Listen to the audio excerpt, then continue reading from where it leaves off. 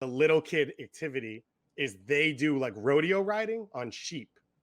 So they let the sheep go, and it's like between the age of 3 and 6, and you try and like hold on like bull riding, but it's on a sheep, which is called mutton.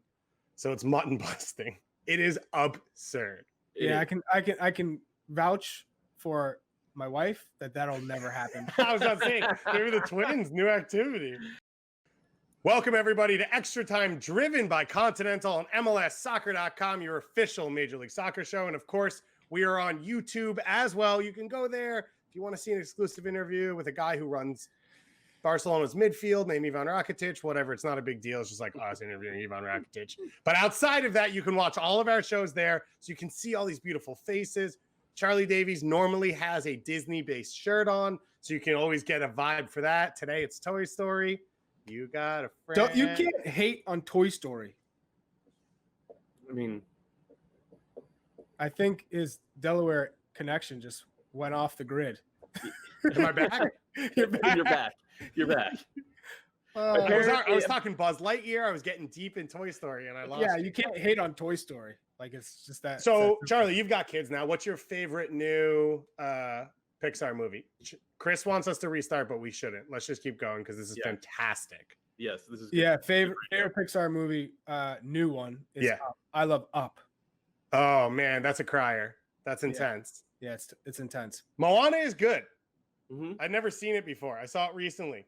It's a good one. Well, you're a Lin-Manuel stan, yeah, obviously, right? And like I said, I didn't even know he had written one of those songs. And like, no, he wrote most of them. He wrote most of them. Okay, but the one in particular, forgetting the name of it. I've been standing at the edge of the water as long as I can remember.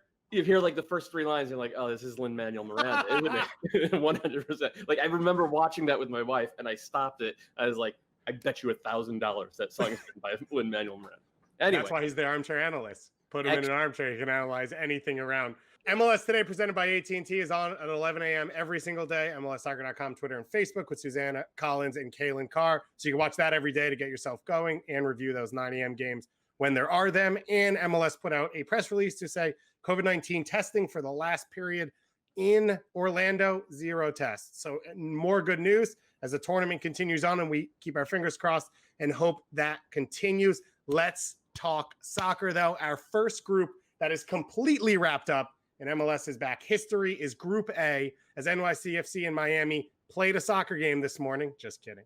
And NYCFC came away with a 1-0 win. So sitting on 3 points, they are still alive as a potential third-place team, as Orlando and Philly have already clinched their spots as the top 2 on 6 points going so far. Doyle, Maxi Morales played the last few minutes, but it was Medina in midfield once again to try and run the show for this team. No Eber in this one. NYCFC has only scored 2 goals, but they got a win in this one. Did you feel better about what they can look like under Ronnie Dyla? Not really. I thought that, I mean, they played a 9 a.m. game without Maxi, who's their best player, and without Eber, who's their other best player. They struggled to create chances. Afterwards, I thought Dyla's quote was good. He said, "This game at this hour of the day, these games are not about playing beautiful soccer. They're about limiting your mistakes," and they did, and that was enough to get them the win. I actually thought they played better in the previous 2 games. They've just been sloppy, and they have made those mistakes. I am not particularly concerned about NYCFC. I do think it's clear that they're a step down from what they were through most of last season, but it's strange times in 2020, and I still believe this team has a ton of talent, and they deserve a chance to kind of gel and figure out as they go forward if they make the second round. Charlie, 2 huge moments, though. Matriza getting an assist. He hasn't really been out there. He can be a huge part of this. And then the first touch from Tajiri Shradi to set up the goal. Those are 2 guys that if they can create and finish chances, those are 2 guys that are going to be influential. Yeah, I mean, you look at Ronnie Dyla and what he has in front of him. It's a group of talented attackers. And trying to put the right pieces to the puzzle and get it right, it's difficult. Coming in fresh, it's not like he had years to prepare for with this team. Tajiri Shradi, Castellanos, Eber, figuring out the right combination, which guy goes where. Tajiri Shradi has to play. When he's fit, he is a quality player. And you saw with that first touch, there's not too many players in the league who can make that touch and then finish like he did. It was easy. It was cool. He was always in possession. He knew what he was going to do, but that first touch set him up. And that first touch is very difficult. The way he had to wait for it to drop, the patience. I loved it. But Mitrita is that quality difference maker in the midfield, getting on the ball, to see that pass to hit it. The way he can buzz around when he's sharp and bought into the system, that is a player that it will change the game for this New York City FC. And we haven't seen him play too often, and we haven't seen him being 100% fit. So this team is unrecognizable when you compare them to their best New York City FC last year. But again, you need time, and they haven't had it. So I'm not in panic mode for this New York City FC team, although I am cautiously concerned. Yeah. Charlie's cautious concern is noted officially in the ledgers. I just want that to be out there. They will not know who they will face or if they've clinched a spot in the next round, at least for a couple more games. Sitting on 3 points, they're on that line. Anyone on 4 points at this place now is probably safe going through to the next round, especially on 5 points as a third place team has potential in Group C. But on 3 points, they're questionable. So we'll look to watch out for that. And obviously that's one of the hard parts of being the first group out is you then got to wait and watch and wait and watch. One of the teams that did clinch their spot in the next round is MLS Cup reigning champions, the Seattle Sounders. Wait, we're just going to skip over Miami in total? Yeah, I think we made the assessment that they had like half their team there. They've never played a soccer game before. Juan Agudelo got red carded and had to start. Either of them were not good for them. I don't know which one was worse. And we will get back to them when you say half their team's missing, which Yeah. players besides Gonzalez Perez? Leo Messi, Arturo Vidal, David Silva, LGP, Robbie Robinson, big one there. Of those 5, he might be the biggest one. I mean, I think Robbie Robinson has looked better than the other 2 forwards. So they missed him. LGP we know is going to help. And then Paul McDonough said there's a DP on the way and there's another TAM player on the way. I assume it's going to be a DP number 10 because they do lack midfield creativity. And a TAM number 8, someone who can sort of do off the ball, create a little bit of penetration because Ulloa and Trapp together, they're just so similar. It ends up being very static. I suspect that we're going to see a very different Inter Miami team the next time they take the pitch. Worth noting, they are the first team in MLS history to lose each of their first 5 games. Not even Chivas USA or RSL did that way back in the day. But Nashville hasn't gotten a chance yet. So Nashville totally hasn't write that out. But also, it's just like all 5 games were by 1 goal. Like they haven't gotten blown out. They've had some bad luck. They've played some good soccer in patches, but they do need a talent upgrade, and I think this made it clear. When you say they need a 10, and we've heard that they've offered a contract to Vidal, where does he fit in to that midfield? And then if you do have David Silva who comes in, then obviously he's a 10. But if Vidal comes into that team, where does he fit?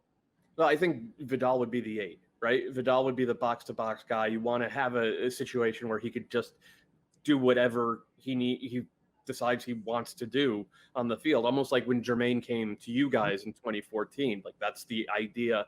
If they get Vidal, David Silva, you put him at the 10, you move Pizarro to one of the wings, probably left wing. And Pizarro's been good, by the way. Yes. Like he hasn't been excellent. Like he hasn't been like, oh, this is an MVP caliber player, but he's been up for it on both sides of the ball. But this is who he is. Yeah. Yeah, with no help. He has no help. It's literally him on a solo mission when you look at this Inter Miami team. There is no other help. There's no attacking players that are going to make him look even better than what he's doing. Agreed. But just to say, when a guy's alone on a team and looks like an MVP candidate, it's what Nacho Piatti would do for Montreal. Right. There is that potential. That's not who Pizarro is. It's not who he's going to be. But I agree with you that he has played up to his level, which I think is worth the contract so far. I mean, yeah, I guess so. I don't know. There's a lot of dollars and cents involved in that. But what I'm saying is this team, they've taken 5 losses, and you can see why. But I think you can also see why nobody should be hitting the eject button just yet. There's like very clear path to upgrading given what they have coming in over the next couple months. So Yeah, when we do a rundown meeting and Charlie says he doesn't want to talk about Inter Miami, this is what we mean, right? No, well, I thought you meant, do you want to get into how the game played out and they used a 4-2-3-1 in this one versus you just want to skip over the team entirely? Like they set a record today. Come on, you got to do something for me if you want to get in. You're having a shocker. No, I feel pretty good about my performance. Yeah, I know you do. If you're gonna jump in the shallow end, then I'm gonna leave you there and I'm moving on. I'm going to the next one, which is Zion. Jordan Morris showing himself in this tournament, who he has become. Charlie, we're talking about a guy who is, mentioned Nacho Piatti, a legitimate game breaker, game in and game out in Major League Soccer. Me, Soccer. I'm a huge fan of Jordan Morris and his game because he's just so aggressive. You know what you're getting from him. He's got power, pace, and can finish. He's gotten better with his finished product over the years. Now he's scoring goals when he gets the opportunity, when he's in front of goal. But he creates for other people as well. You saw on the ball where he plays Ladero across his body. I mean, there's not a lot of players who see that pass. He knew where he was going. I love the fact that what he adds to this team, and he creates for everyone else. He creates space. He's a deep threat. The first game, you saw them just sitting back, Seattle, not playing attractive football, just kind of being content. We'll just look to counter. Not good enough. They don't get a result. The second game, they sat back, and then you're like, okay, let's see a little bit more. But you're still like, you lose to Chicago Fire. Not enough. It was not pretty. And this is a Seattle team who has too much talent, too many players who can change a game to be sitting back and not keeping possession. Then the last game, granted, it's against Vancouver, who are absolutely lifeless, but you saw a team looking to be on the front foot. This Seattle Sounders team needs to play on the front foot. They have too much talent, too much experience, too many players who can change the game to be sitting back and not keeping possession and dictating the tempo. Of course, there'll be times in the game where you can sit back and you release Jordan Morris into space and you're like, okay, we got our goal. Let's sit back again and keep the ball. Maybe guys are tired, the heat, the climate, whatever. You have to play with those conditions. But play a little bit more aggressive, play a little bit more attractive style because you have the players to do it. And we saw that at spurts against Vancouver. It's exciting with Jordan Morris. It's not an MLS homegrown playing. It's an MLS homegrown leading. And as you said, pushing the team. Doyle against Chicago, Arriaga had the big mistake to give up the goal. He stays in the starting lineup. Shane O'Neill comes in over Yaimar. Were you surprised by that, as that was Brian Schmetzer's idea to how to shift things? Well, Yaimar had a knock. But so I think it was, it's pretty obvious at this point that O'Neill is at least third on the depth chart. And I think it's just as obvious that center back is an issue for the Sounders. It's not, it's very much not Chad Marshall and Kim Ki-hee, or Chad Marshall and Roman Torres, or even Roman Torres and Kim Ki-hee, which was good enough to win an MLS Cup last year. These guys are still trying to figure it all out, and it hasn't always been pretty, which goes to Charlie's point. That's a big reason why you want to stay on the front foot.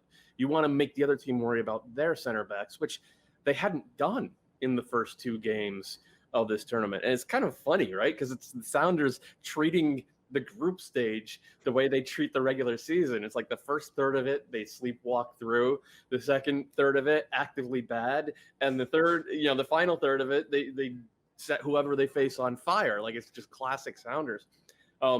To get back to Jordan Morris for a second, he actually had a great quote last night after the game. He said, specifically talking about his evolution from a college forward, right? He was always playing in a 2-forward system. Everybody thought he was going to be a number 9, and he's now a winger. And he said, after my injury, my mentality just changed. That position change has helped me evolve my game that way in terms of becoming a playmaker. And it's evident not just by the eye test, but by the numbers. In his last 36 games across all competitions for club and country, he has 18 goals and 16 assists. That is absurd. That is, other than Carlos Vela, that's all-time winger numbers in this league. And for him to go out and do that, whether it's a game like this, which is a must win, or like he was doing it midweek games where nobody else on the Sounders attack was showing up, or, guys, mano a mano, he outplayed Alphonso Davies in what was a must-win game for Canada last year in the Nations League. He outplayed Alphonso Davies. He buried him. So Jordan Morris has been answering the bell every single week, and I got to say, he's a much better soccer player than I thought he ever was going to be. I thought he was just going to be pace and power and a knack for finishing on the break, and he has become much, much more than that. It's been awesome to watch him develop and do his thing. The other side of that group, San Jose, locked up first place no matter what in the group with their 2-0 win over the Chicago. Wait, you're not going to talk about Vancouver at all? No. You keep just skipping over the losers here, David? Do you want to do Vancouver now? You can talk about Vancouver all you want. I just think they're missing a lot of players, and they got a lot of stuff that they got to figure out. Yeah, that's all I got to say about it. We were aware of that, Doyle, but thank you for throwing that in once again. But you should say it, right? Their fans listen to this podcast too. No, true, Doyle. We are about to talk about the whole group. San Jose winning. Chicago is still alive. They will play against Vancouver in the final game. They're Chivas USA right now. That's how bad they are. They are poor. You guys are having a shocker. You guys are out in left and right field right now. I'm with you. I'm the one. I said there's no need to talk about them. But now, since you want to talk about them, we might as well talk about them and say how bad they are. So I don't like to talk about how bad teams are. I'd rather talk about the positive things that are going on. So San Jose. Do you want to talk about San Jose then? Yeah. Go ahead, That's Charlie. a positive thing. Yeah, I do. They've been able to do what they need to do to win the group. And I didn't have them win the group. I don't think anyone had them win the group.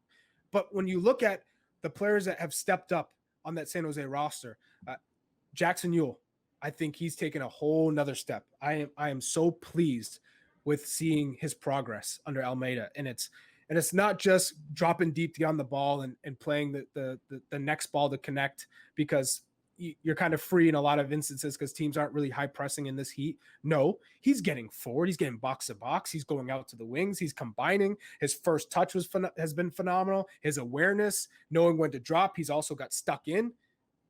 Jackson Yueill is looking like a player who we're going to see on the U.S. Men's National Team quite a bit. And we're talking about all the players that the U.S. have, the youth that are playing in Europe right now. Jackson Yueill is ready to make that step. He's showing me he's understanding the position and how to improve his game, because he's done that. He changes everything. He changes the complete dynamic of the San Jose team, because now you have a player who can connect balls from all over the pitch, get involved, combine, and Judson is there to obviously cover a ton of ground. He breaks up plays. He's active, and then Jackson Yueill can find those spots to be that first player to relieve pressure. He's always an option. And when you have a player who's always looking to get on the ball, it makes everyone else's job easier. So he changes the dynamic of the San Jose team. And then you look at Espinoza, Andy Rios. I wasn't too high on him, but he just does a job. He occupies. He's kind of busy. He can hold up the ball. I'm actually pleasantly surprised at the way that San Jose has played with the man-on-man and kind of isolating themselves, that it's worked out for them because of players like Jackson Yueill who can kind of change the way that teams are kind of expected to play. We should have seen it coming, at least to a degree, right? Because the knock on the man marking is that over the course of an entire season, it takes too much out of the players and it becomes something that you can scout. But over a tournament, it's like a secret weapon, because playing San Jose is unlike playing any other team in the league. And tournament play is where Almeida's teams absolutely thrived in Mexico and continentally. Like that, you basically couldn't prepare for that Chivas team. So even when they were out talented, they still had this way to beat you that nobody else has. And so this is a tournament, and so of course it's a secret weapon for them. And if you look at them, right, because of the carnival of errors they put on in that first half against Vancouver, like that colored the way we have talked about the Quakes. But the reality is they held Seattle without a single good look on goal. They gave up one nice goal to Ali Adnan, and then anything else Vancouver generated in that game just came from Seattle or San Jose's own mistakes.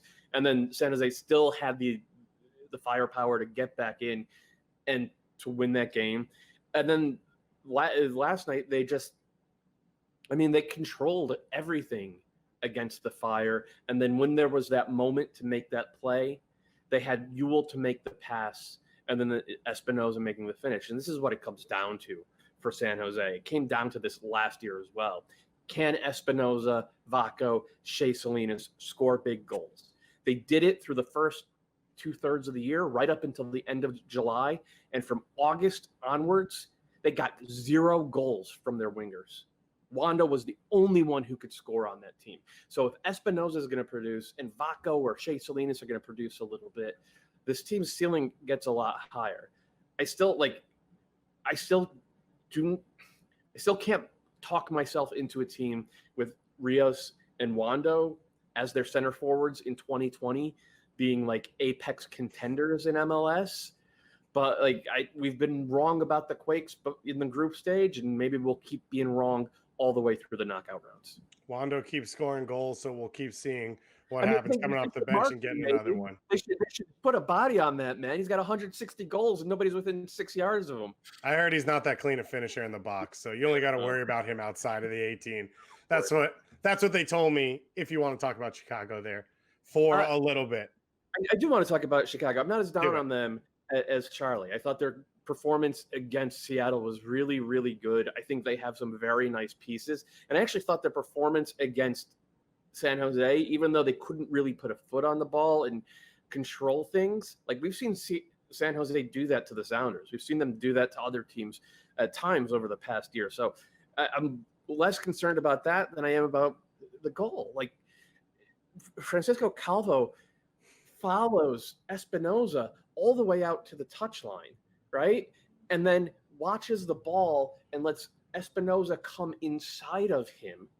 And he's doing this all while staying 2 yards deeper than the rest of the back. Like, this is just such a fundamental, simple error by a veteran center back who's your captain. And then the second one, Sekulic and Calvo not communicating at all and letting a guy with 160 career goals have a completely clean look from 6 yards out.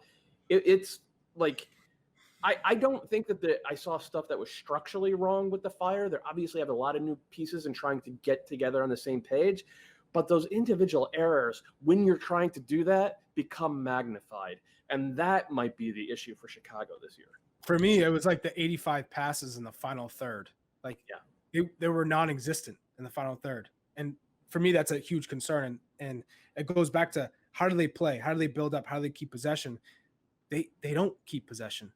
That was kind of, if you watch the Seattle goal, they lump it forward to Robert Beric to kind of start things off for them. And that allows you to play differently. It forces Seattle to play differently. But you can't play like that and consistently and get results. And it showed against San Jose. They will play Vancouver Thursday morning, 9 a.m. to close out that group. Chicago, though, sitting on 3 points, so they've got a great opportunity, even with the draw, to get through. But with a win, they seal themselves second place, which means they play in second place from Group F. If they don't, and Seattle stays in second place in Group F, and let's just say Portland doesn't get the result they'd want against LAFC, we could see a Cascadia Cup MLS's back quarterfinal game or round of 16, or I don't really know how to do that part. I haven't shifted my brain yet into the next round. So that's Group B. Let's take a look forward, though. Let's start talking Group C. Doyle, one of the breakout stars of this competition. We talk young Americans all the time and young Canadians, and this one's perfect because he's both. Ayo Akinola has been phenomenal in this competition. Did it in the first game, carried his team for most of the game against DC, did it again against Montreal, and scored in a few different ways, showing that he is a complete center forward. Actually, maybe this is for Charlie because this is Charlie's world a little bit more. Charlie, you've been high on him for a while now. Mm-hmm. You talked about his improvement from minute 1 to minute 11 in that first game. Now you see him from game 1 to game 2. Is this a guy who can lead this line for Toronto and they can win this whole competition on his back? Absolutely. But you can't forget Piatti, the addition of Piatti and what he's meant to that midfield, and Pozuelo. The ability to see those runs and play the balls and connect is a whole nother facet of the game for Toronto FC. But Ayo, what he brings to the table is he's been able to watch Josie Altidore in training for a year now, right? And he's watching him in training, how he moves, how he fits into the team, his hold-up play, what Josie does that makes him successful. And Ayo has been able to add that to his game, What impressed me about him last year was his movement, and he can finish. This tournament, what I've seen from Ayo Akinola is hold up play and then finding where the soft spot is on the defense. So he can get in between the lines. He showed in the first goal against DC United in the first game, his ability to find the between the lines, get the space, turn, and then fire near post. Not an easy goal. Made it look easy. And then in the second game where he had the hat trick is his movement going to the back post. The first goal that is crossed from Pozuelo, which finds him at the back post for a tap in. But then the third goal, using his body, the run first, then the second to use his body, and then the third is the chip over the keeper. I mean, it was phenomenal. Ayo has added all those attributes to his game, and he's still young, he's still growing, but to play with Piatti and Pozuelo underneath him makes it his job easier because on his runs they'll find him, and that's the key is when he makes those crucial runs in between the lines or to stretch defenses, which also creates more space for Pozuelo and Piatti underneath, he's going to finish. That's where I've seen him grow, and that's why I'm getting hyped over watching a play like that because I love young Americans who can finish, but also who can make Canadian. those runs.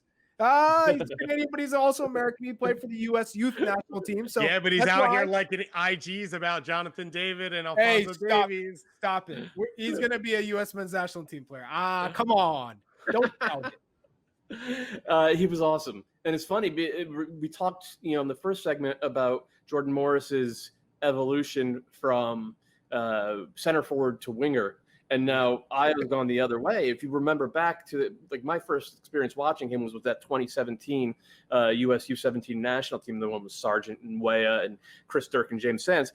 Ayo was the right winger on that team.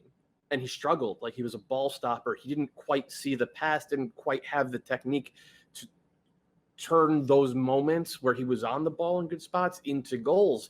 But over the past couple of years, they've worked really hard to turn him into a center forward, and they got buy-in from him, I think, at the start of last year, and they've weaponized it. They've weaponized his ability to do all the things that Charlie said in terms of being strong on the ball and in terms of finding space. And it's a little bit reminiscent of watching it. I had flashbacks to Pibe and the big dog and Roy Lassiter back in 1996. It seemed like anytime Carlos Valderrama was on the ball in central midfield, Roy was going to make that run. He was going to find the gap between the two center backs, or he was going to, sneak in, off the back shoulder. And that those through balls were going to be inch perfect. And that's what Alejandro Pozuelo has been. And give a ton of credit to the playmaker here, right? Because Pozuelo is giving him layups. But in a lot of these instances, it's the run that makes the pass.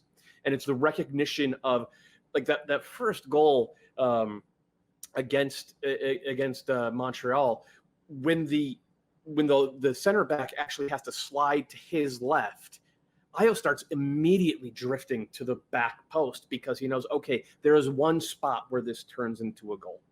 And that is exactly where he scored that goal from. So that early recognition is great. The one thing I need to see from him that we haven't seen, he does not make the near post run.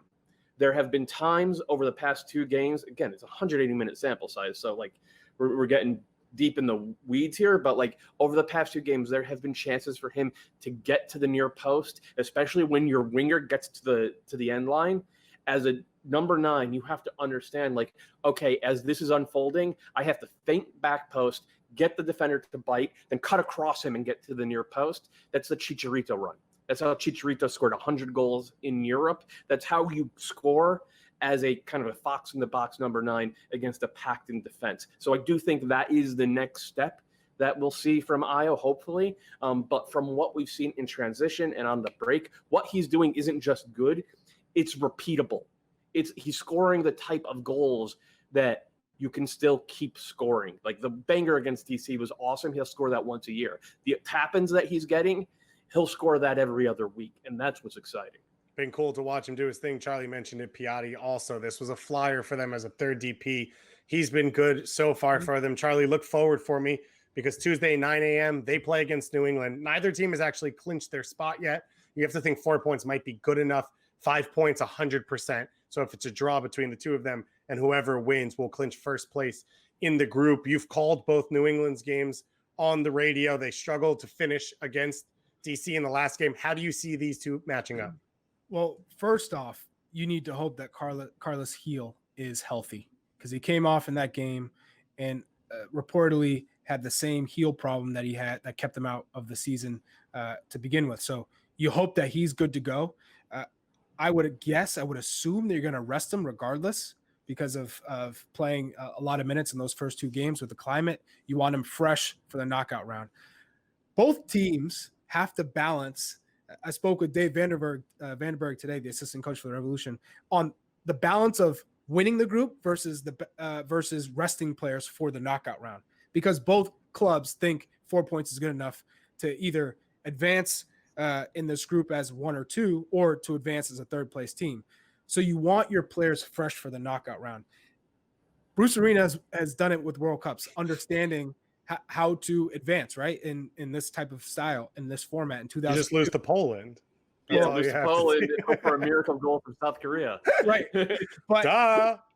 in this instance, score the goal. Adam Buxa, it was huge for him to get that goal, his second goal in 4 matches for New England Revolution. He's a player that's got to be a little bit more aggressive in the box with his runs, but he's brought in to score goals, not to create goals, not to shoot, from distance, not to dribble players, just to be on the end of service when it comes from Pania, Gustavo Bo, or Carlos Yueill. I think Christian Pania has been a little bit more effective because he's been direct when he gets the ball, take players 1v1. He can beat you on the byline, or he can cut inside and shoot. And that's how they scored their goal against DC United, when he came in on his right foot, shot, deflected, Buxa taps in. Gustavo Bo has done everything but the last part, which is score the goal. His movement has been terrific. He's combined well with Carlos Yueill in particular, but he's been missing the finishing part. He got the first goal against Montreal in the first match, but he keeps missing these quality chances. It's got to happen for him where you bang that first one or you get that opportunity. It's got to be on goal, and I think things will start to roll for them after that. Doyle, DC Montreal, the other game, DC still alive, a win, they would clinch a spot, and Montreal still alive as well, because that's the beauty of that third place team getting through, is you will get through on 3 points potentially. We already know NYCFC sitting on that. And of course these games count for regular season. How do you expect that to play out? Do you see a little bit of a rebound coming from Montreal? I hope so, because I think of the two teams, they've been the ones who have been more willing to be the protagonists and to be a little bit creative in how they approach the game. I have real questions about a lot of the decisions Thierry Henry is making in terms of personnel. I think that he's been overly conservative in terms of trying to stuff that central midfield with multiple D mids and playing Saint-Pierre as a wing back, and I think it hasn't worked. Like at this point, like you've got to simplify. But he's also behind the 8 ball in terms of that roster. Like this, nobody saw this roster as a top tier roster heading into 2020. I think that I don't think people saw DC United as a top tier roster either, but DC United, like Julian Gressel, Edison Flores, Yamil Assad, that attacking 3 makes sense. Ola Kamara, or literally any forward, if you have those 3 guys behind you, makes sense. That defense we know was one of the best in the league last year in terms of goals allowed. Like, it feels like it should be clicking more than it has been. Like they should be able to use the ball a little bit more than they have been. At the same time, like who am I to criticize? They've gotten 2 draws against 2 playoff teams despite playing pretty poorly. So maybe that's what, okay, like they're in complete control of their own fate at this point. And like, if you're going into a tournament group stage, complete control of your own fate is what you want heading into the final game. That is so positive from you, Doyle. I'm proud, because if you call that football in any sense, what DC has done, Edison Flores doesn't even look like an international. Yeah, the way they play. It's been gross, dude. I mean, it has not been good to watch. Gressel looks like he just came out of college. He hadn't been serving 10 plus assists to Joseph Martinez when he was in DC and scoring goals. the way DC plays makes these players look just plain and original, and no, like they haven't had all this experience. That is the biggest concern to me. It's the way they play with the players that they have as well. It's how do you spend $5+ million on Edison Flores, and he's not touching the ball in the attacking half. Yeah, but you got to let him flourish. You need to let him create and get on the ball. And the way they play is detrimental to Edison Flores, to Gressel, Gressel, the entire attack, the whole team. And Ola Kamara he's lucky if he touches the ball twice a game. So Charlie wasn't going to let them off the hook there. They still have an opportunity to clinch a place in the next round with a win. There's a chance that 3 teams in this group could be sitting on 5 points. All 3 of them would then clinch a spot. It would come down to wins, which they would be the same, and then it would come down to goal differential and then goals for to break them up. So Toronto, you'd think, would have the advantage because of all the goals they scored against Montreal in, a classic basketball game that we've seen at MLS's back, which has been fun.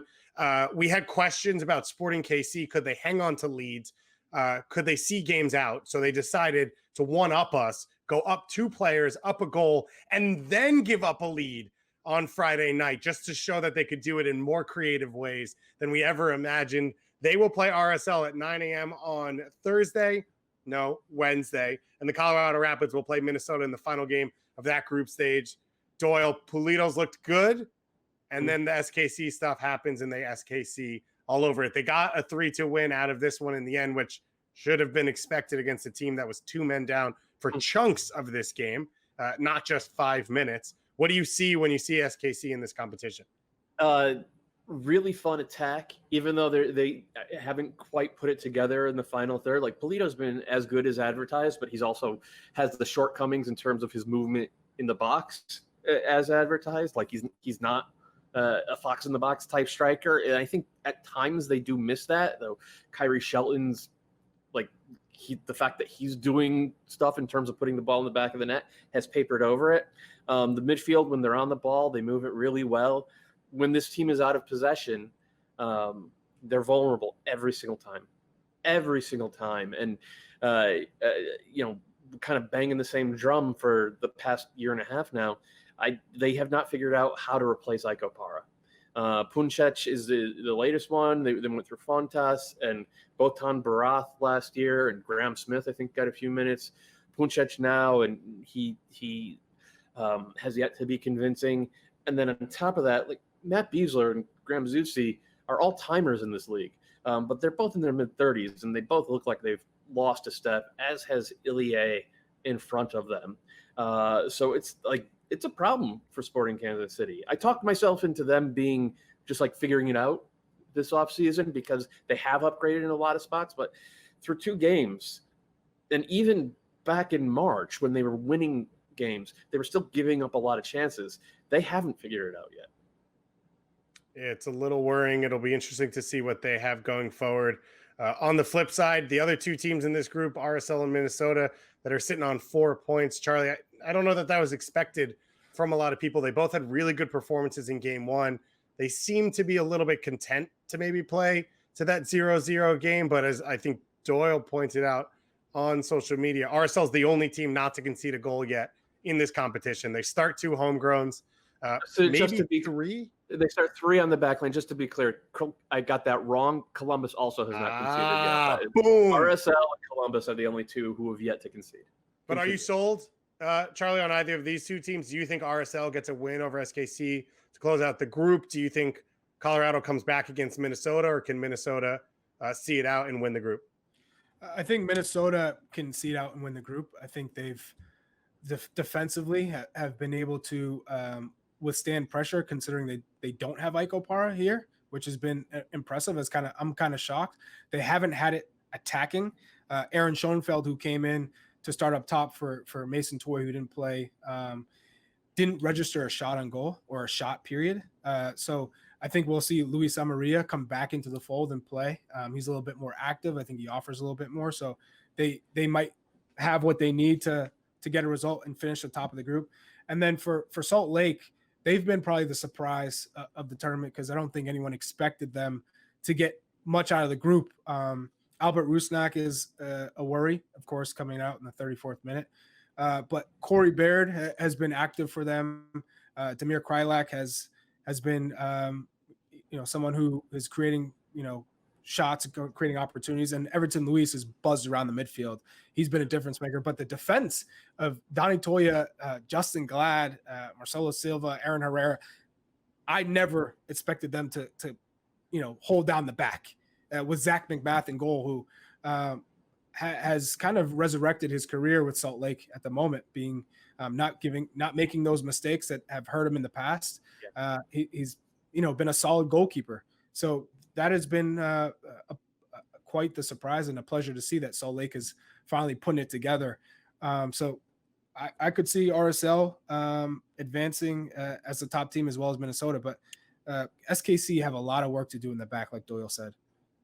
So I came into this and I said I didn't see where the difference makers were for RSL, and RSL put out a pump up video for their team in which me and Andrew Wiebe questioned RSL. So first of all, you're welcome, RSL, because we're here for RSL. But I would say this: you watch them play. You look at the game against the Red Bulls in the regular season, and you look at what they did. I think for at least a half against Colorado, maybe about 60 minutes.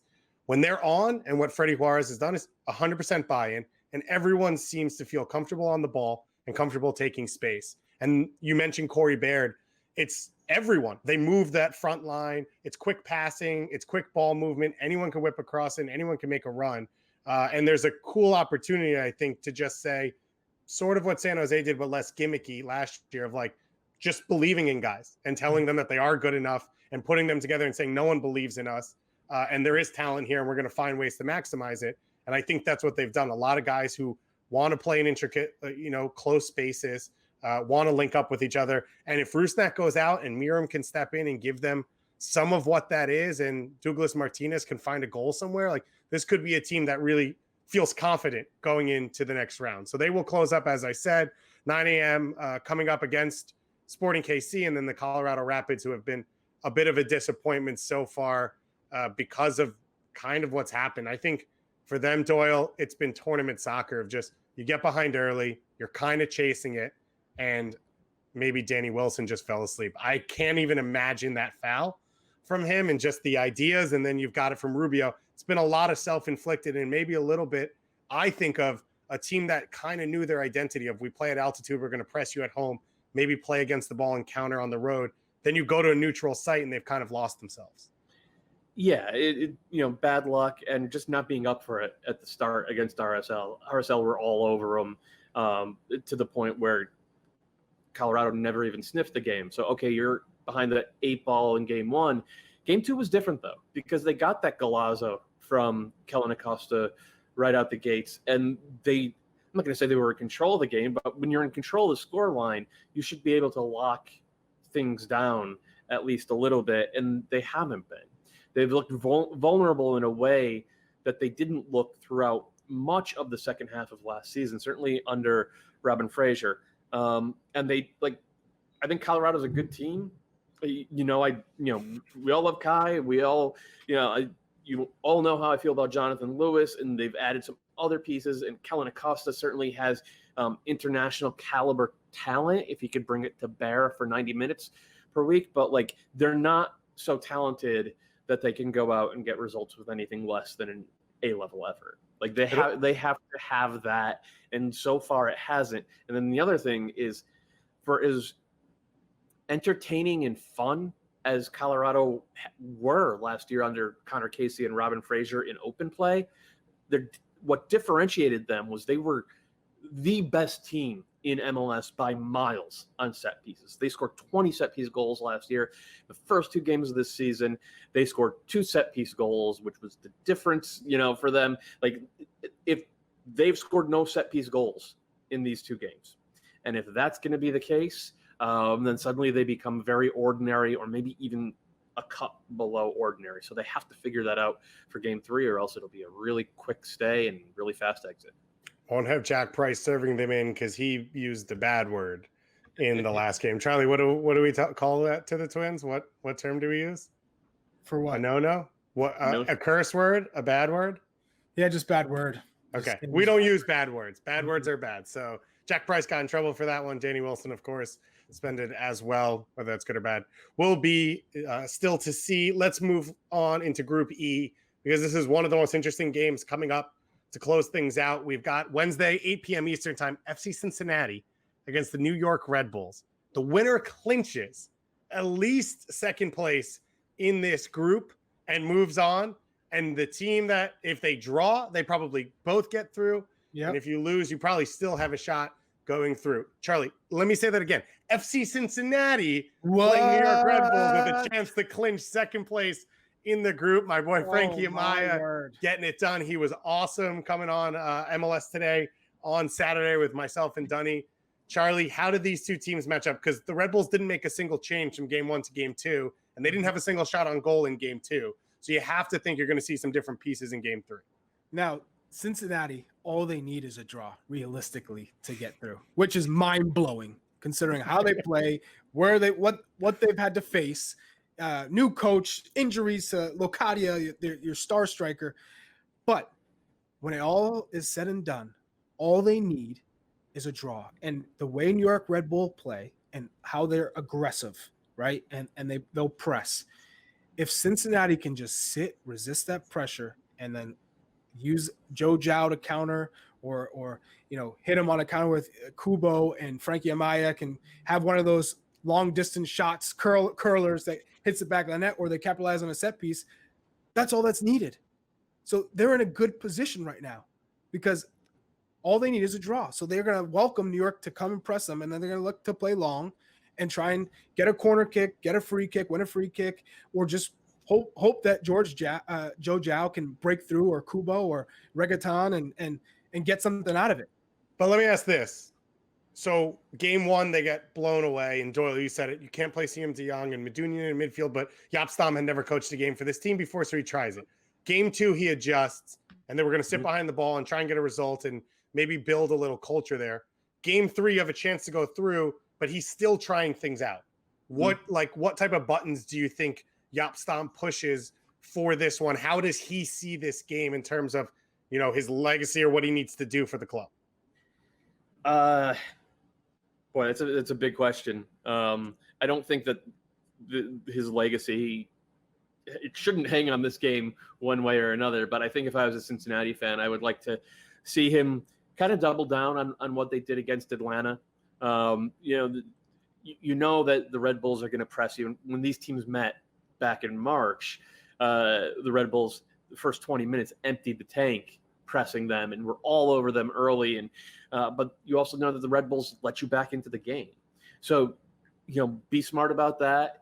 Weather the storm. Try to win your midfield battles, especially because the Red Bulls are playing with 2 central midfielders now. So if you can overwhelm them, that'll help. And use that to get out into transition. I think it is a good game for guys like Joe Zhao or Kubo, who can clearly run. Maybe Kekuta Mane gets back in as well. And if you're going to take a risk, I think it would probably be with your left wing back. I think maybe you say, okay, Kyle Duncan's going to go forward. You know that there's going to be space in behind him. So put Andrew Gutman out there. He's a good attacking player. Say, okay, cheat a little bit and try to get out on the break, because there's going to be at least 2 chances in this game where Medunian pings you a diagonal and you're able to slide the ball, to the penalty spot for whether it's Zhao or Mane or Kubo or whoever happens to be playing up top. I think that's on the nitty-gritty side. That's where it comes from. On the bigger picture side, you just want to see more defensive solidity, because this team just got overrun in that first group stage game when they actually tried to play. And it's not like they weren't giving up goals at the start of the season as well. They gave up 3 to the Red Bulls, 2 to Atlanta without Joseph. Mm-hmm. So it's like, okay, show that we have something in the back line that is, repeatable week after week, and then hit them on the break. The last game of the group will be Columbus against Atlanta. Columbus has already clinched their spot. They haven't given up a goal. They've arguably been the best team in the competition. No one could have seen that coming. No one on the show picked them to win the whole thing. Charlie picked Houston. Like, we were totally out to sea. I picked LAFC, and Houston was my dark horse. So don't try and switch things up. Fair. They will play against Atlanta, who needs every point they can get. Caleb Porter said coming into this, the group stage is the most important thing to us because those count as regular season results. I bet you that has changed with how well they've played, that they can win this whole thing, and he's got to see that. But he has to manage his roster. I would put easy money down that Darlington Nagbe starts this game. That guy could play day in and day out. He's playing against Atlanta. He's got to want it. But you have to think between Zelarayan, maybe Zardes, Mensah, you maybe see some rotation in there as it doesn't matter as much for them. On the flip side, this is a must-win game for Atlanta. Charlie, what do you expect to see coming into this one? Well, they do have depth. So when you talk about Artur probably coming back in, Pedro Santos, you had Sebastian Berhalter who played, Yunus Mokhtar, who will probably get some minutes. We could see, they rested. Harrison Affle didn't play. Milton Venezuela didn't play. These guys can all get Abu Bakar Keita. All these guys can play and help you win games. It's not like all of a sudden you're going to have a huge drop off. So I expect them to play a lot of these guys. I mean, Pedro Santos played 67 minutes. Zelarayan only played 57. So if any of those guys were going to come off, I think it's Zardes, who's played a ton of minutes over the course of these two matches. And maybe you see Adi get a run out against Atlanta. And remember, this is not the Atlanta we're used to seeing. This isn't the LAFC, a team that can hurt you with Joseph Martinez. This is a team that's sitting back. You have Adam John, who they've used up top. This is not the team that's going to hurt you. So you can afford to take a lot of those guys and rest them and get them the truth of this. And what's wild is you're saying, and no one would have said this a year ago, Columbus could go in third gear and probably win this game. Easily get a result against Atlanta. Yeah. And that's where we're at right now. I want to get to LAFC, though, because you mentioned them. Charlie, the big game of the weekend, El Trafico, Chicharito, not able to go at the last minute. Mm-hmm. But, of course, the Galaxy come out, take 2 leads because nothing makes sense anymore. And then Diego Rossi is the first player in MLS history to score 4 goals in a game twice. And he had 4 goals and an assist, which gives him 5 goals involved in. He is the only MLS player to do that twice as well. This guy's really good at soccer. I must remind you. Uh-oh. I said heading into the tournament, Bob Bradley. We got to write these down. Bob Bradley stated he was phenomenal in training, that he did not drop off. If anything, he got better after the 4-month layoff, and that he was my MVP pick. So let's get that straight. Now, 2, LAFC are just loaded with talent. You have BWP as a backup solution. That's your backup solution. When you have Brian Rodriguez, who's an international player with Uruguay, you have Eddie Atuesta in the midfield pulling the strings with Latif Blessing, who hasn't missed a beat, still getting all over the pitch, still breaking up plays, can still get forward and create. So you have those 2 guys, and then you have Diego Rossi. I mean, this team is complete.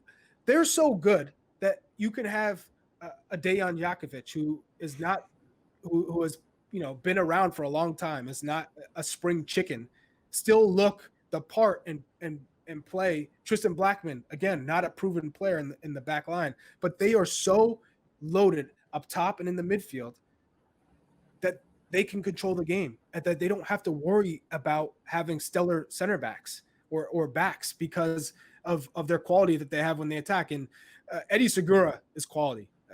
I'm not saying that he's not, but Diego Palacios, young, kind of still relatively unknown. Jakovic, older experience, and Tristan Blackman hasn't done enough. And then you throw in a new goalkeeper because Kenneth Vermeer hasn't been so stellar. Yet they're still the best team in MLS. What does that tell you? It tells you that they have quality and that they're well coached. Yeah, I mean, I don't disagree with that. Like their attacking quality, even without Carlos Vela, is off the charts. Like they've scored 9 goals in 2 games without Carlos Vela. Granted, it was against Houston and it was against the Galaxy, 2 teams that I think we all would have pegged as below par defensively. Yeah, but they're not Vancouver. Yeah, they're not. Well, Vancouver did beat the Galaxy earlier this year, so. But it's look, it's fun to watch. We always talk about like, oh, I'd rather see a team that tries to win every game 5-4 instead of, playing for the 1-0. Well, in a lot of ways, that's what LAFC are doing. I still question whether they're going to be the best team in the league, because Jordan Morris at left wing going up against that right side of Dejan Djakovic and Tristan Blackman. I like Morris's chances to impact the game in a positive way in that situation. But I like LAFC's chances of putting goals on the board regardless. And it's, all the players Charlie listed. Mark Anthony Kaye has been absolutely superb. Janela coming off the bench. Cifuentes comes off the bench and immediately dimes a 40-yard through ball. It's ridiculous to watch this team go out and attack hell-bent for leather every single. I mean, that was a Mara's goal from El Munir. He just hit it and it didn't move, and like David Bingham's like looking at it, expecting it to drift wide of the post. They have more attacking talent than any team in MLS history, even without Carlos Vela. The question is, can they do it well enough on the other side of the ball? And I still think it's an open question. Without question, they are the most entertaining team in MLS. Yeah. They try passes. They play in places that no one even thinks about. And it is so much fun to watch them do their thing. They did it against the LA Galaxy, and they did it well, which maybe now starting to set the tone they thought they were going to set 2 or 3 years ago in this rivalry. But maybe it's now going forward. And they've got a lot to prove in this competition. They will face off against the Portland Timbers in the final game, probably the best game left in this group stage. But let's not have us talk about it. Let's talk to the man in the midfield himself for our AT&T call to the field. Portland Timbers starting central midfielder, Eryk Williamson. Eryk, how does it feel to hear that as your intro? Amazing. It's been a couple years in the making to, get to this point. And I think it's, hearing that name and hearing that, intro feels amazing. Well, go Charlie. Well, I was going to say, you said it took you a couple of years to get to this point. He only played 1 minute before this MLS back tournament started. You come through quarantine. Now you're starting in midfield and you're flying. What did you do from match 2 to the first match of the MLS back tournament to get yourself fit and to hit the ground running? I think a lot of it was, right before the end of, the season, the stoppage in the season was, I had to get mentally prepared to, if I was to get my shot, I had to, make sure I was ready then. And then right when it stopped, we had no timeline. So it was everything kept getting pushed back. So we knew, right when we get started again, it's going to be full swing again. And, maybe a month or two, but, in a month or two, you have to push yourself to new levels. And I think, as we're quarantined inside, we had our bike workouts, it'd be, 5 or 6 sets. And it's, if I can push to go 8 or 9, then I think that's, the extra step I needed to take. But, once we were back outside, it was, full swing in about a month. So a lot of it was, credit to the fitness staff here in Portland. They pushed us to, new levels to make sure that we were ready to go here in Orlando. I've heard rumors it's a little something else, though. I've heard it's like these epic spike ball games between the squad, gets the competition, gets the juice going. Is this true? Is this how you're staying fit? To an extent, we have a lot of, indoor games that, we play. We have spike ball that we've been playing here as well that, it's really competitive. I think throughout the entire organization, everyone's competitive where, Gio will hop in and it's like, oh, okay, now I have time to finally beat Gio, So, Yeah. So, it's just little games like that. I think, the culture and the environment around the team is just amazing. Who's the number one in the club, though? Like, is Gio tops? Are you? What's your group? I would say, the young American group, me, Chris Duval, Jeremy, You hold it down. we hold it down. You gotta let people know. Bill Tuloma's good at every sport. So, he's one we're trying to bring into our little group. So You have to take advantage anytime you can beat the coach. So if Gio's gonna step in, you gotta take advantage and give him the business. you got to start off a little easy, get his confidence up, hammer him down right after that. So you have to be feeling pretty good. 2 matches, 2 starts, 2 wins. How do you feel different as a player now that you're playing with Chara, Blanco, Valeri in this midfield? What sets you apart? I think a lot of it is learning from them. Taking what I do best and learning, what I need to do in order to help the team. We call Chara the Godfather because he's been in and around the organization for a long time, and he's a veteran in this league and probably one of the best defensive midfielders in the league.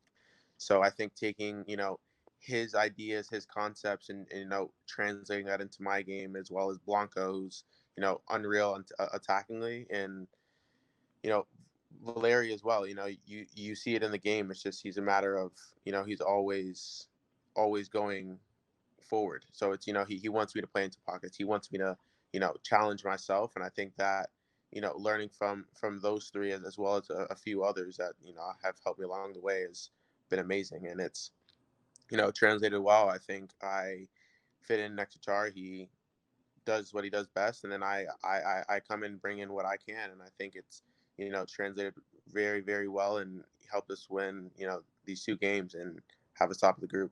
Let's talk about what you do well. Matt Doyle was in here a little bit, not for the interview, but he was pumped about this, about your runs out of midfield, how it's changed from 3 guys in Portland attack by themselves, or you whipping crosses, to now it feels more connected. You've added another threat. Is that something that you always knew you could bring to this team, or is that something Gio talked to you specifically about what you can add to be a useful starter?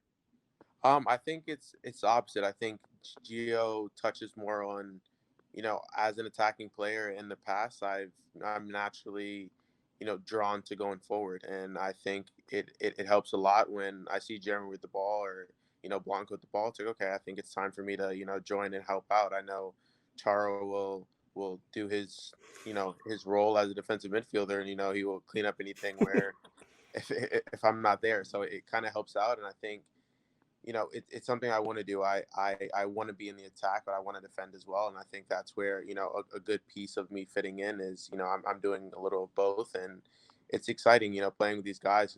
It's one pass, and, these guys going to potentially do the rest, or, vice versa. So How easy is it for you, or how much more comfortable do you feel when you're inserted into a lineup and you're playing next to Chara, you're playing next to Blanco, you're playing next to these guys who are the starters?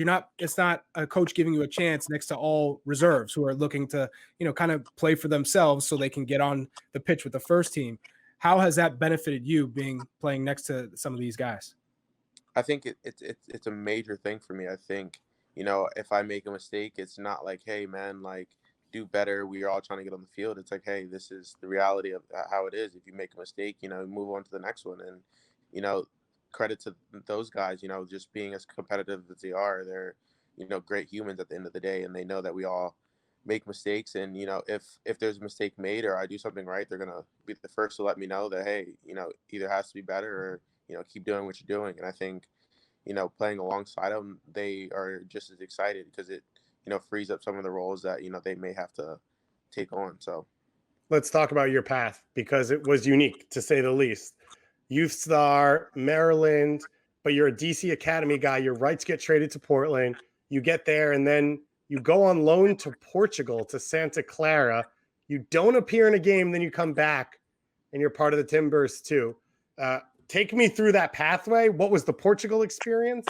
And was there ever a point where you just thought, this might not happen for me? Yeah, for sure. I mean, I think growing up in DC and being around the group, I know, growing up, and Charlie was there when I was in the DC Academy, or, in and around the academy. And it's, seeing stars, I met Eddie Johnson as a kid, and it's like, okay, these are bigger guys that, have bigger names, and, have had a successful career. And I think, seeing that and training with them, it's like, okay, well, maybe it's time to take that step. And then I think, when leaving Maryland, getting right traded to Portland, I'm like, okay, it's the next step, ready to go, excited. And, as everyone is, very impatient, I kind of wanted to play right away. I've been in a situation where I've played, a lot of minutes for a lot of, teams that I was on. And I think going to Portugal and not even playing in a minute, I learned to train. I learned what it meant to be a professional, not in my own country, not knowing the language. And it's just, it just created so many challenges that I think, toughened me up a little bit, I would say. And coming back, it's just, I knew what I had to do. It's okay, now I'm back with the team that I'm originally with, instead of being on loan. This is what I have to do. This is what I have to do to get in the lineup. And I think with Timbers too, I just took what I needed to do with the first team into those games. And, I think it's, repetition, the experience of playing in professional games continue to help. And I think playing the end of last year, it was the biggest test in my career so far. And I think, did well. We ended up beating Kansas City at home at the end of the season. I think those games like that just kind of started shaping my experience and, giving me the little experiences of, hard games where you need 3 points in order to get in the playoffs. So You're young. You just turned 23. You played two matches. You haven't played consecutive matches and started in your whole professional career. How are you feeling with all the heat? How's the body recovered? And you have a tough one in LAFC next. So you got to be feeling 100%. How are you feeling? I feel great. After the game, it's one of those like, hey, I thought I'm getting older, but it's, we still have that young energy where it's, after the game, I just kind of wanted to continue to go. And, after. Oh, that feels nice. Yeah. The day after, it's just kind of like, okay, well, we're all ready to go. And we all see the result after the game of, LAFC beating Galaxy, the way they did. And we know how talented of a group it is and, what's at store for us. And I think, we all want to win the group. We want to end on 9 points. So I think it's another competitive match where, we're going to give it our all. And I think, being able to, come out earlier and, rest for 20 minutes, if you would say, is massive. And I think it shows our depth and it shows how young of a group we are and, where we are fitness wise. And, I think we're just all ready to go. We're buzzing and just ready to go in training again. So You mentioned 23 years old means you would be Olympic eligible. You still will be if it happens next year. You've started the U20 World Cup for the U.S. Everyone's talking about this team. Charlie is so excited about this potential Olympic qualifying team. He went on a 25-minute rant last week when I asked for 3 minutes of the show. So have you thought about that, how you can get into that group? Have you talked to the other guys who are around that? For sure. I think Jeremy is someone who was there in Mexico before it was shut down. And, just knowing my competition and knowing who I have to, compete against, I think it's a good step that I'm finally playing again. And, I not being a part of the 40-man roster, it was hurt a little bit, but at the same time, it gave me a little more Motivation. Yeah, exactly. Just to, just get back out there and just do whatever I can to make sure that, I can continue just to push and get myself back into the group. I wanna represent this country and I love playing for the country. I mean, being in the U20 World Cup was unreal, and I think being able to play in the Olympics would be, even better, and it's the next step. And I just know that, Greg and Jason are out there watching, and I think it's, going out there and doing what I can do best and showing them, if I deserve to be on the team or not. So you just mentioned Greg Berhalter's there. He's watching. He's got his eye on everybody. He's watching how you train, how you recover, how you play. How are you going to play yourself into that national team, whether it's the Olympic team or the full men's national team camp in January? Because what I've seen from you already is that you're taking the initiative in midfield. You're breaking up plays, but you're two-way. You can also make runs in behind, the late runs that are hard to track as a midfielder. Where have you grown specifically that has allowed you to take that next jump in your game? I think a lot of it is defensively. I think on the ball, it's been something I'm always comfortable with is, beating players or just making the next pass. And I think, being in the combined camp last June, I believe it was, and, knowing Greg's system and knowing what he's asking for as a midfielder, it kind of gives me an idea, to be in between lines, to break lines, to run through, just things of those nature, I think are always in the back of my mind when I'm playing is knowing that, he's watching, but knowing how beneficial those kind of ideas are during the game. And a lot of guys mention is that, my ability to drop down and get the ball as a 6, but also being in between lines. So, turn and run that back lines is something that's good to have, the flexibility of being able to play me as, a double 8 or have me as a double 10. I think is a good, thing and something that I'm pushing for in my career is being able to make sure I'm flexible. I'm versatile to be in different positions. And I, I was a winger growing up. I may not have the winger Okay. capabilities anymore, but if that's something I have to take on as well, then that's another part of my game that I have to continue to work on. Your job through 2 games has been to control possession, create chances. Not saying that won't be in the next game, but LAFC are the best midfield probably in the league. They dominate possession. They pass through the middle. They do different things with Kay and Atuesta and Blessing. What do you see going into that game? I'm sure you guys have already started talking about, how can you break that up? How can you try and affect their attack a little bit?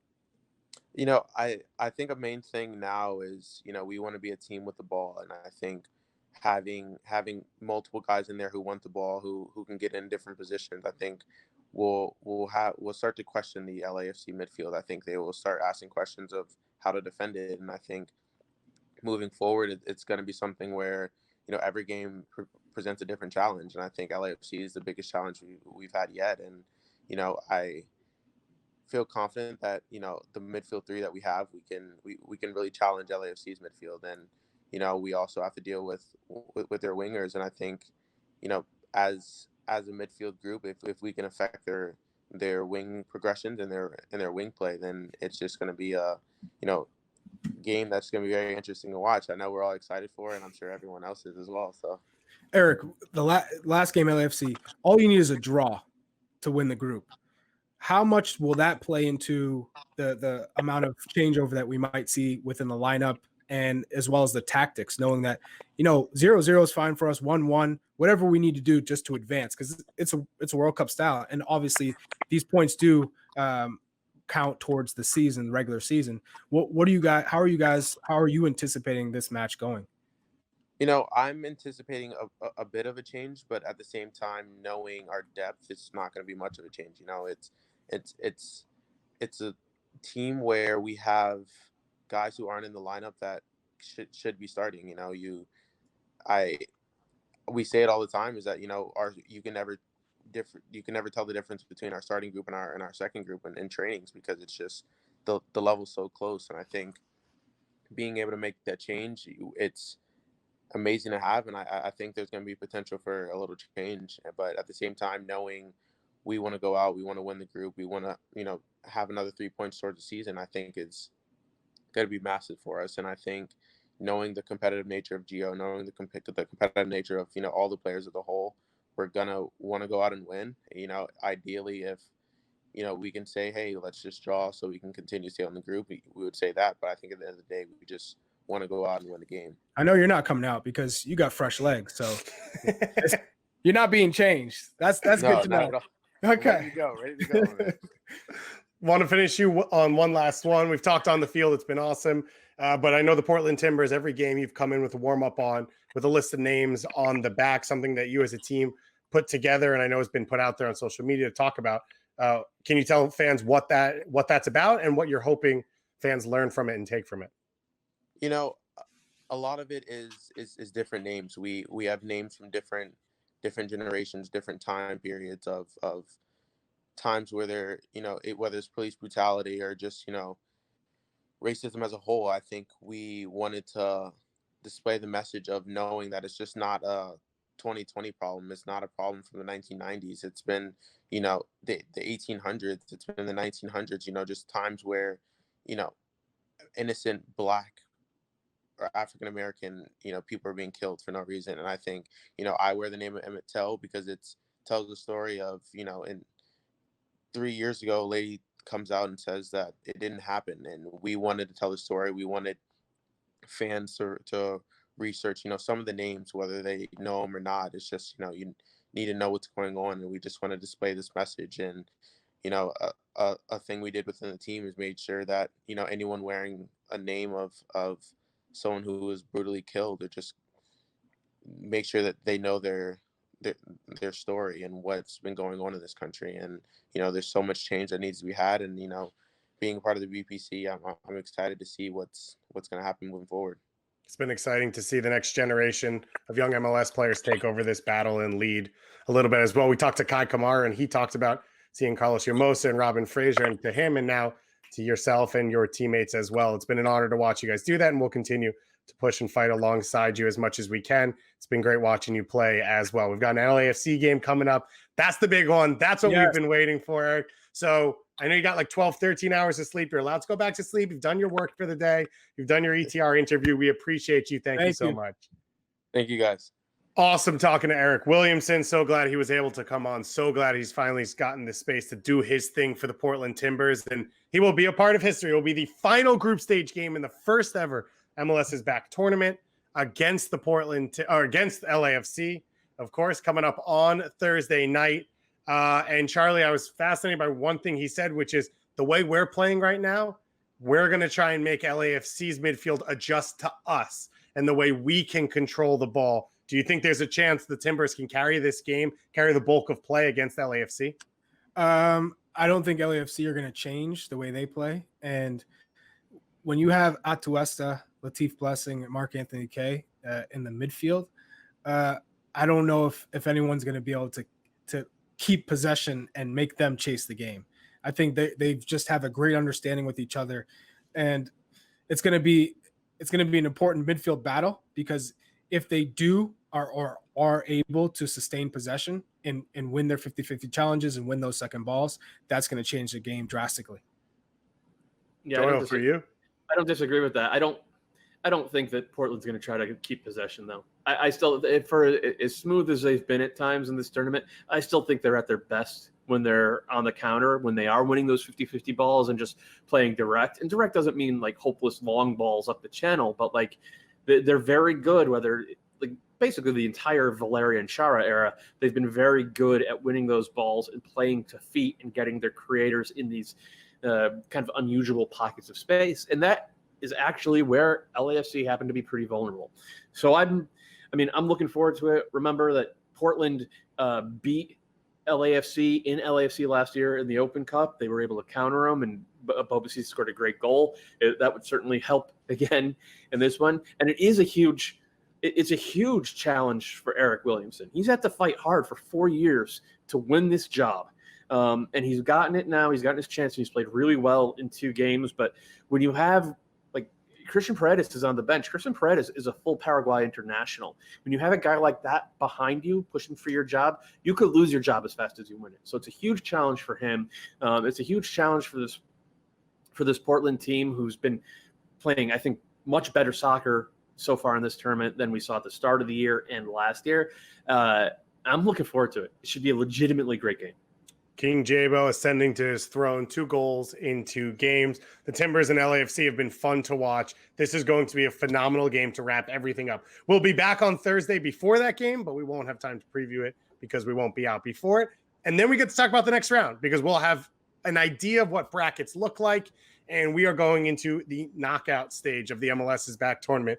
1 game and you go home. And what we learned from the MLS playoffs last year is when you put MLS teams in a situation like that, no one has any idea what's going to happen. Nobody's safe. So much fun. So we assume a lot of 5-3 games, a lot of penalty kicks, maybe some double posts. Who knows what happens? It's been fun so far. It's going to be a really good week of action coming up for Charlie and Matt and myself. Thanks so much for listening, and have a great week.